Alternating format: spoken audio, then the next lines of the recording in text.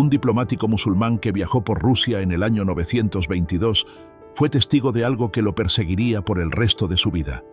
Ahmad ibn Fadlan observó cómo los vikingos realizaban rituales íntimos con una esclava antes de quemarla viva junto con su jefe muerto.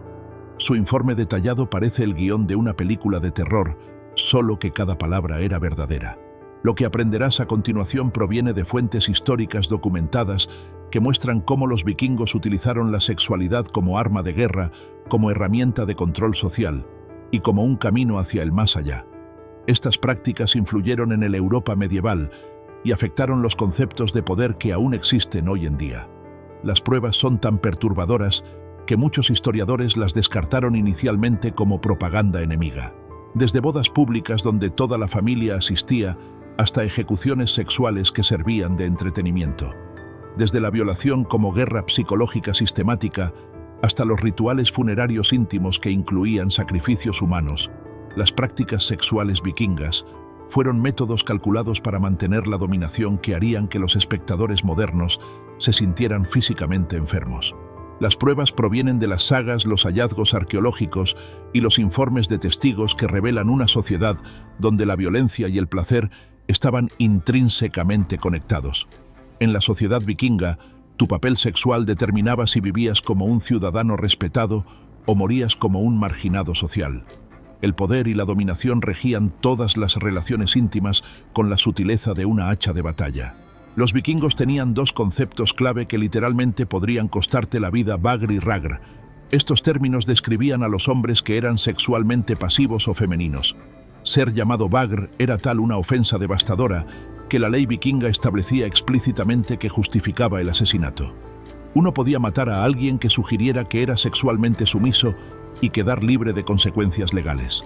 Esto creó una jerarquía sexual más rígida que un sistema de castas medieval. El partner activo, el que penetraba, mantenía el honor masculino y el respeto social. El partner pasivo perdía completamente su masculinidad, junto con los derechos legales, la propiedad y el estatus en la comunidad. Hablamos de una cultura donde tu posición durante el sexo determinaba tu estatus social. Las consecuencias legales eran absurdas según los estándares actuales.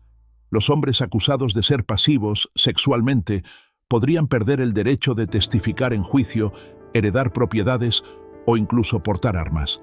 Básicamente, un mal desempeño en la cama podía despojarte de tu ciudadanía. Las sagas islandesas documentan casos donde los hombres lo perdieron todo porque alguien difundió rumores sobre su rendimiento sexual. Las sagas están llenas de feudos sangrientos que comenzaron debido a insultos sexuales. La saga de Njál describe un conflicto que mató a decenas de personas porque un hombre llamó a otro no masculino. La Egil saga cuenta la historia de guerreros que viajaron cientos de millas para asesinar a alguien que cuestionó su masculinidad. Cualquier insinuación de sumisión sexual podría desatar una serie de asesinatos.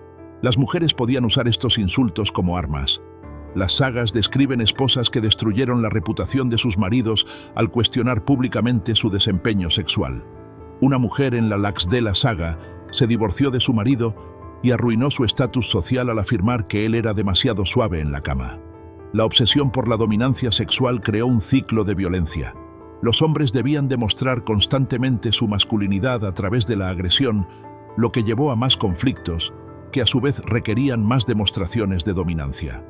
La violencia sexual se convirtió en una herramienta de control social, ya que la amenaza de ser llamado pasivo sexualmente mantenía a los hombres en línea y reforzaba las estructuras de poder que daban forma a la sociedad vikinga. Los vikingos convirtieron los ataques sexuales en una forma de arte de destrucción psicológica. Ellos entendieron que romper el espíritu de un hombre era más efectivo que matarlo. Las sagas describen Klufhog, o golpe vergonzoso, que era cortar o apuñalar las nalgas de un enemigo derrotado para simbolizar la penetración anal. Esto no era una violencia al azar. Era una humillación calculada para marcar a la víctima como sexualmente derrotada. La belleza de este sistema desde la perspectiva vikinga era que podían destruir la masculinidad de otro sin tener que realizar el acto ellos mismos. Pero los vikingos a menudo iban más allá de la simbología. Los enemigos derrotados, especialmente los líderes y guerreros, eran sometidos a agresiones sexuales sistemáticas que tenían como objetivo transferir la masculinidad de la víctima al vencedor. La Volsunga Saga describe cómo a los reyes prisioneros se les sometía a violación pública para demostrar su derrota completa. Según la creencia vikinga, forzar a una persona a un rol pasivo les robaba su esencia masculina y la transfería al vencedor. Los efectos psicológicos eran devastadores y estaban destinados a serlo. Un hombre abusado sexualmente no podía regresar a su comunidad con honor intacto. A menudo su propia gente lo rechazaba porque estaba marcado como no masculino. Algunas víctimas se suicidaban antes que vivir con la vergüenza. Otras se convertían en parias que deambulaban entre comunidades y eran vistas como monumentos vivientes a la dominación vikinga. Los vikingos practicaron la esclavitud sexual a una escala industrial. Los mercados de esclavos en Dublín y York estaban llenos de prisioneros destinados a un uso íntimo. Las sagas describen de manera clínica cómo los saqueadores dividían a las personas como si fueran ganado, reservando a las más atractivas para las colecciones personales de los líderes. La Jomsvikinga Saga menciona a Earl Sigvaldi, que mantenía un harén de prisioneras irlandesas y las trataba como objetos intercambiables para su placer. La ley vikinga creó un sistema de 2 niveles que hace que las nociones modernas de desigualdad parezcan progresistas. Las mujeres libres gozaban de una protección integral contra los ataques sexuales, pero las prisioneras no tenían derechos. Cualquier hombre libre podía usar sexualmente a una esclava, y matar a una esclava por resistirse casi no se consideraba un crimen. El Código Legal Medieval de Islandia establecía que la violación de una mujer libre conllevaba la pena de muerte, mientras que la violación de una esclava solo resultaba en una multa que equivalía a dañar propiedad. El alcance de este sistema era abrumador. Las pruebas arqueológicas de Dublín sugieren que hasta el 30% de la población estaba formada por esclavos, muchos de los cuales fueron capturados específicamente para fines sexuales. Los vikingos crearon toda una economía basada en el tráfico de personas para la explotación íntima. Esta deshumanización sistemática tenía un propósito estratégico. Las comunidades que oyeron sobre las prácticas sexuales de los vikingos a menudo se rendían sin luchar, en lugar de arriesgarse a que sus gentes fueran sometidas a ese tratamiento. La mera amenaza de violencia sexual se convirtió en un arma de conquista más eficaz que cualquier espada. Las bodas vikingas hacían que los programas modernos de telerrealidad parecieran elegantes en comparación. La privacidad no solo era poco común, sino que legalmente problemática y potencialmente costosa. La familia de la novia debía presenciar el primer acto sexual de la pareja para garantizar que la boda se celebrara correctamente. Sin testigos que pudieran confirmar que la penetración había ocurrido, el matrimonio podía ser anulado y la familia de la novia podría exigir la devolución de la dote. Imagínate tener que actuar sexualmente mientras tus suegros toman notas para posibles procedimientos judiciales. La ceremonia misma estaba impregnada de simbolismo sexual que haría sonrojar a un director de cine pornográfico. El ritual de Mjolnir incluía colocar el martillo de Thor en el regazo de la novia durante la ceremonia. Todos entendían esto como una bendición de fertilidad, con un significado explícitamente fálico. Luego el martillo era bendecido por el sacerdote y se pasaba entre los invitados para que lo tocaran, creando un ritual sexual comunitario disfrazado de ceremonia religiosa. La remoción de la corona de la novia por parte del novio era un anuncio público de que él tomaría su virginidad. Esto se hacía ante los testigos reunidos, quienes luego acompañaban a la pareja hasta el lecho nupcial. Sacerdotes y familiares bendecían la cama con oraciones de fertilidad que esencialmente eran hablar sucio, santificado. El acto en sí mismo se llevaba a cabo mientras los miembros de la familia aguardaban afuera, escuchando los sonidos que confirmarían la consumación del matrimonio. A la mañana siguiente se examinaban y exhibían las sábanas manchadas de sangre como prueba de la virginidad de la novia y del éxito del matrimonio. Estas sábanas se guardaban como documentos legales que podían ser presentados en los tribunales en disputas sobre el matrimonio. En algunos casos, los miembros confiables de la familia permanecían en la habitación durante el acto para proporcionar informes de testigos. La Grettis Saga describe una boda en la que el tío de la novia permaneció en la habitación para asegurarse de que el matrimonio se consumara correctamente. ¿Te imaginas que tu tío Mike te vea teniendo sexo con tu esposa? Las implicaciones legales eran graves. Si la novia no era virgen, su familia podía ser demandada por fraude. Si el novio no podía rendir adecuadamente, la familia de la novia podía exigir una compensación por la mercancía dañada. Los códigos legales islandeses establecían castigos específicos para diversos fracasos sexuales durante la noche de bodas y creaban un marco legal que trataba la intimidad como una transacción comercial. Estas prácticas se centraban exclusivamente en la propiedad, la herencia y las alianzas políticas. Los sentimientos de la novia y el novio eran irrelevantes en comparación con las implicaciones legales y financieras de su rendimiento sexual. El amor era un lujo que la sociedad vikinga no podía permitirse cuando estaban en juego las dotes y las líneas de sangre. El informe de testigo ocular de Ahmad ibn Fadlan parece el estudio antropológico más perturbador que se haya escrito jamás. Su descripción de los rituales funerarios vikingos fue tan impactante que los historiadores pasaron siglos tratando de demostrar que mentía. Desafortunadamente para nuestra confianza en la humanidad, las pruebas arqueológicas han confirmado la mayoría de sus observaciones. Cuando un jefe vikingo moría, el funeral se convertía en una orgía de varios días destinada a transferir la vitalidad de los vivos al jefe en el más allá. Los vikingos creían que la energía sexual se podía transferir a través del contacto íntimo y ser enviada a los muertos. Ibn Fadlan describe el proceso de selección con precisión clínica. Los vikingos preguntaban a las esclavas del jefe muerto: ¿quién de ustedes morirá con él? Una se ofreció voluntariamente creyendo que seguiría a su maestro en el Valhalla como su eterna compañera. Lo que ocurrió después hace que las películas de terror modernas parezcan dibujos animados. La esclava elegida pasó los últimos días antes del funeral teniendo relaciones íntimas con varios hombres de la tribu. Se la trataba como un recipiente sagrado cuyo cuerpo llevaría la fuerza vital colectiva de la tribu al más allá. Los hombres le decían: «Dile a tu maestro que lo hice por amor a él». Creían sinceramente que transferían su esencia espiritual a través de ella al jefe muerto. El ritual se intensificó a diario. Ibn Fadlan describe cómo se les daba más alcohol y drogas a la esclava mientras la pasaban entre diferentes hombres. Cada encuentro se consideraba una adición de fuerza espiritual que debía ser transmitida al jefe muerto.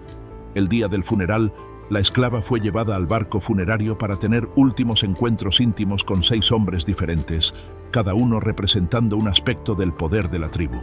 El informe de Ibn Fadlan es casi clínico en sus detalles. Luego 6 hombres entraron en la tienda y tuvieron relaciones sexuales con la niña uno tras otro. Después, la colocaron junto a su maestro. El clímax consistió en que la esclava fue estrangulada con una cuerda mientras una anciana llamada la Ángel de la Muerte la apuñalaba. El barco fue luego incendiado mientras la tribu cantaba oraciones destinadas a garantizar la exitosa transferencia de la energía sexual al más allá. Los arqueólogos modernos han encontrado confirmaciones inquietantes de estas prácticas. El entierro en barco de Oseberg, en Noruega, contenía los restos de 2 mujeres, una de las cuales mostraba signos de muerte violenta. Tumbas similares en toda Escandinavia contienen mujeres jóvenes que fueron enterradas con hombres prominentes, a menudo con pruebas de asesinatos rituales. Los vikingos consideraban esto el más alto honor. La esclava se creía que se convertiría en una figura divina que llevaría el poder colectivo de la tribu al reino de los muertos. Pero desde una perspectiva moderna, esto constituye uno de los ejemplos más sistemáticos de violencia sexual disfrazada de práctica religiosa en la historia humana. La sociedad vikinga creó una contradicción que confundirá tanto a las feministas modernas como a los tradicionalistas. Las mujeres vikingas libres disfrutaban de derechos que en otros lugares de Europa no llegaron hasta siglos después, mientras que las mujeres esclavas eran sometidas a un trato que incluso los torturadores medievales encontrarían impactante. Las mujeres vikingas libres podían divorciarse de sus maridos por insuficiencia sexual con la misma facilidad con que se devuelve un producto defectuoso. Si un hombre no podía satisfacer a su esposa, tenía un mal desempeño en la cama, o era considerado no masculino en su comportamiento, ella podía legalmente divorciarse y llevarse su propiedad. Las mujeres podían heredar tierras, dirigir negocios y hacer propuestas de matrimonio a los hombres que deseaban. La Laxdæla Saga describe aún la reflexiva, que controlaba vastas tierras y arreglaba matrimonios para sus parientes masculinos. Algunas mujeres se convirtieron en comerciantes adineradas, controlaban rutas comerciales y comandaban sus propios barcos. Las sagas documentan a mujeres que dejaron a sus maridos por ropa demasiado femenina o por no defender adecuadamente su honor. Halgur en la Njál saga dejó a su esposo porque llevaba una camisa que mostraba demasiado el pecho, lo que ella consideraba no masculino, y una razón para el divorcio. Las mujeres vikingas gozaban de protección legal contra los avances sexuales no deseados. Las leyes dejaban claro que un beso o relación sexual no deseados conllevaban severos castigos, incluyendo el destierro o la muerte. Para las mujeres vikingas libres, el consentimiento era importante de una manera que no ocurría en otras partes de Europa medieval. Sin embargo, este enfoque tenía un lado oscuro que revela la verdadera naturaleza de la sociedad vikinga. Estos derechos solo se aplicaban a las mujeres vikingas libres. Las esclavas no tenían derechos y podían ser usadas sexualmente por cualquier hombre libre, sin consecuencias legales. El mismo código legal que protegía la autonomía sexual de las mujeres libres dejaba en claro que las esclavas eran propiedad que podía ser utilizada a voluntad de sus dueños. El contraste era intencional y brutal. Al otorgar derechos sin precedentes a las mujeres libres, la sociedad vikinga enfatizó que la libertad era valiosa y la esclavitud la máxima humillación. La capacidad de una mujer libre para rechazar avances íntimos hacía que la incapacidad de una mujer esclava para hacer lo mismo fuera aún más evidente. Las mujeres vikingas participaron activamente en la violencia de su sociedad. Las pruebas arqueológicas de sitios como Birka sugieren que algunas mujeres eran guerreras, y las sagas describen a mujeres que animaban a sus familiares masculinos a ejercer violencia sexual contra los enemigos. Ellas entendían que su propia libertad dependía de mantener el sistema que sometía a otros. Mientras que las mujeres vikingas adquirían derechos significativos en la adultez, las niñas eran a menudo expuestas o asesinadas si sus familias no podían permitirse criarlas. Las sagas mencionan casualmente a padres que abandonaban a sus hijas no deseadas, dejándolas a merced del frío o de animales salvajes. Esto creó una sociedad en la que un pequeño número de mujeres libres poseía un poder significativo, mientras que la mayoría de las mujeres vivían una vida de explotación brutal. La actitud de los vikingos hacia las relaciones homosexuales creó una jerarquía sexual tan compleja que se necesitarían eruditos legales para navegarla. La homosexualidad era completamente aceptada siempre y cuando se cumplieran las reglas sobre quién penetraba a quién. Las sagas describen guerreros que viajaban por Europa buscando conquistas sexuales de ambos sexos. La Eiríks saga rauda menciona a hombres que tenían tanto esposas como amantes masculinos y trataban la dominación sexual como una forma de coleccionismo de trofeos. Mientras mantuvieran su papel activo, este comportamiento no solo era aceptado, sino celebrado. Incluso los dioses se enfrentaban a políticas sexuales.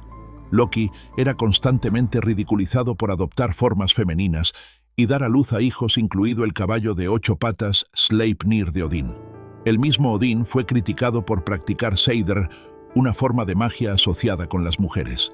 La prosa Edda describe cómo otros dioses cuestionaban la masculinidad de Odín por practicar cosas asociadas a las mujeres. La práctica de seidr demuestra cómo el género y la sexualidad estaban entrelazados en la cultura vikinga. Los hombres que practicaban esta magia a menudo eran considerados ergis sexualmente desviados por asumir roles femeninos. Sin embargo, también eran temidos y respetados por su poder sobrenatural, lo que creaba una contradicción en la que los hombres más poderosos también eran los más sexualmente sospechosos. La ley vikinga reflejaba estas complejas actitudes con la precisión típica del norte. Aunque no había prohibiciones específicas contra la homosexualidad, había severos castigos por acusar a alguien de ser sexualmente pasivo. Los códigos legales muestran que las acusaciones falsas de pasividad sexual se tomaban más en serio que muchos crímenes violentos con castigos que equivalían al asesinato. Los hombres que mostraban cualquier rasgo femenino, ya fuera en ropa, comportamiento o prácticas sexuales, se arriesgaban a una destrucción social completa. La presión para mantener la dominación masculina era tan fuerte que impregnaba todos los aspectos de la sociedad vikinga. Desde elecciones de vestimenta hasta carreras y prácticas religiosas, los vikingos convirtieron la violencia sexual en entretenimiento público con el entusiasmo de los modernos productores de telerrealidad.